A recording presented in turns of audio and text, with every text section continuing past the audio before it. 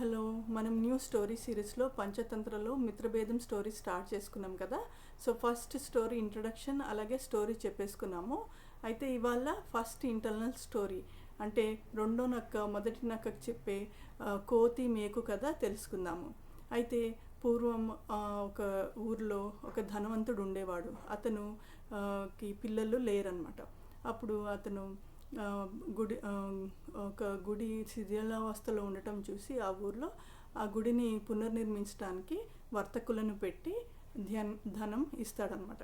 అప్పుడు ఆ వడ్రంగి వాళ్ళు ఆ పని చేస్తున్నప్పుడు ఒకరోజు మేకుల్ని అక్కడ పెట్టేసి అలాగే అన్ని పరికరాలు అక్కడ పెట్టేసి వెళ్ళిపోతారు భోజనం చేయటానికి. అయితే ఈ లోపల కోతులు వచ్చి అంతా కోతి పనులు చేస్తూ ఉంటాయి కదా. ఈ క్రమంలో ఒక ముసలి కోతి వచ్చి ఆ మేకుని పరికరాలన్నీ తీసుకుని ఏం చేస్తుందంటే తన వేలిని తనే కొట్టేసుకుంటుంది. సో ముసలిది కాబట్టి రక్తం వచ్చి చనిపోతుంది అనమాట. సో అక్కరకు రాని పనులు అంటే మనకి అవసరం లేని పనులు చేస్తే కోతి ఎట్లాగైతే వడ్రంగి పని చేసిందో అట్లా అక్కరకు రాని పనులు చేస్తే మనకి మరణం తప్పదు అని రెండో నక్క మొదటి నక్కతో అంటుంది. అయితే రెండో నక్క ఇంకో స్టోరీ కూడా చెప్తుంది. మనము వేరే వాళ్ళ పనులు నాయకత్వ పనులు మన మీద వేసుకుంటే గాడిదకి చావు ఎలా అయితే వచ్చిందో అట్లా మనకి వినాశకాలం వస్తుంది అని అంటుంది రెండో నక్క అని గాడిద కథ కూడా చెప్తుంది.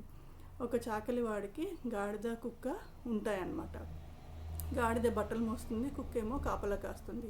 ఒకరోజు వాడు అలసిపోయి నిద్రపోయినప్పుడు ఒక దొంగడు అతని ఇంట్లో పడినప్పుడు కుక్క మరవదు. గాడిద అంటుంది, నువ్వెందుకు మరవట్లేదు అంటే, నాకు అసలు అన్నం కూడా పెట్టడు, రోజంతా కాపలా కాస్తూ ఉంటాను అంటే గాడిద తిడుతుందనమాట కుక్కని, నీకు అసలు విశ్వాసం లేదు, నువ్వు ఇతనికి శత్రువు అయిపోయావు అని గాడిద గట్టిగా అరుస్తుంది. నిద్రని చెడగొట్టినందుకు అతను ఆ చాకలివాడు గాడిదని చావబాదుతాడు. దాంతో గాడిద చనిపోతుంది అనమాట. అయితే రెండో నక్క ఏమంటుందంటే, మనకి వర్తించని నాయకత్వపు బాధ్యతలు వేరే వాళ్ళు నిర్వహిస్తే ఇలాగే గాడిద ఎట్లయితే చచ్చిందో అట్లా మనం చావాల్సి వస్తుంది అని రెండో నక్క ఫస్ట్ నక్కతో అంటుంది. సో నెక్స్ట్ ఎపిసోడ్లో నెక్స్ట్ స్టోరీతో కలుద్దాం. Thank you. Bye bye.